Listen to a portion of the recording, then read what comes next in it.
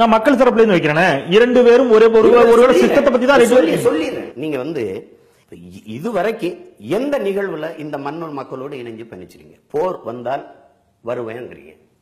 போர் வந்தது சிங்களர்களுக்கும் எங்களுக்கும் 1.5 ஆண்டுகளா கடும் போர் நடந்து 1,76,000 பேர் கொல்லப்பட்டோம். அப்ப எங்க வந்தீங்க? போர்ல செத்தோம், நீர்ல செத்தோம், வெள்ளத்துல. அப்ப எங்க வந்தீங்க? எது ஒன்றுக்கும் வராம திடீர்னு நான் வருவேன், வந்தா முதலமைச்சரா தான் வருவேன் அப்படின்னா நாங்க பாக்குறோம்ல. நாங்க சின்ன பிள்ளைகளா நாங்க பேசுறோம்னு நினைக்க கூடாது. பெருந்தலைவர் காமராஜரை பார்த்தோம், பெருமகன் கக்கனை பார்த்தோம்.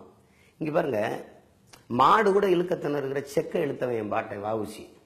அவர் அளவுக்கு தியாகம்னு ஒண்ணு இந்த மண்ணில் எவரும் செய்யல. அவர் அனுபவிக்காத பதவி, அவர் குடும்பம் அனுபவிக்காத பதவி, அவன் மகன் அனுபவிக்காத பதவி, அவன் பேர் அனுபவிக்காத பதவி. யாரோ இந்த மண்ணை ஆண்டணும், அதிகாரத்தில் இருந்தணும், தமிழர்களை ஆளணுங்கிற கனவு தான் இவர்களுக்கு. மக்கள் ஏத்துக்கிறாங்கல்ல, அதுதாங்க பிரச்சனை. மக்கள் தானே கூப்பிடுறாங்க, அவங்க ரசிகர்கள் தான் வரவேற்கிறாங்க. மற்ற மொழிவழி தேசியனங்களுக்கு இல்லாத ஒரு நுகர்வு கலாச்சாரம், அதிகமாக கேளிக்கையிலையும் பொழுதுபோக்கிலையும் நாட்டும் கொண்ட இனத்தின் மக்களாக நாங்க இருக்கோம். அதுதான் இங்க இருக்க பிரச்சனை. கேரளாவில் இதே மாதிரி தான் திரைப்படம் இருக்கு. இவர் அளவுக்கு புகழ்பெற்ற நடிகர்களாக மம்முட்டி அவர்களும் மோகன்லால் அவர்களும் இருக்காங்க. அவங்களால செய்ய முடியுமா? அரசியலுக்கு வந்துட முடியுமா? வாய்ப்பு இல்லை, வாய்ப்பே கிடையாது. அப்ப இந்த மண்ணுல இது இருக்குதுங்கிறதுக்காக நீங்க எல்லாரும் ஒரு திரைப்படத்துல வரலாம். அங்கிருந்து வரும்போது வண்டி வரும்போது போவோம், 10 படம் நடிப்போம், முதலமைச்சர் ஆயிரும். இப்படின்னா எப்படி?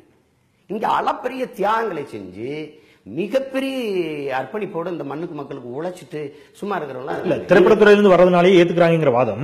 நீங்க இதற்கு முந்தைய தலைமுறையின் உச்ச நட்சத்திரமாக இதே மாதிரி 2 துருவங்களாக இருந்த எம்ஜிஆர், சிவாஜி கணேசன். சிவாஜி கணேசன் தோற்று போனார் அரசியல். அவர் தோல்வியான சொல்றாரு. நீங்க பாருங்க, எந்த நிலத்திலும் இல்லாதனாலதான் ஒரு கவிஞன் எழுதுறான். நீங்க தமிழ்நாட்டில் இளைஞர்கள் இருட்டறைகள், திரையரங்குகள் தேடிக்கொண்டிருக்கிறார்கள் தன் தலைவர்களை.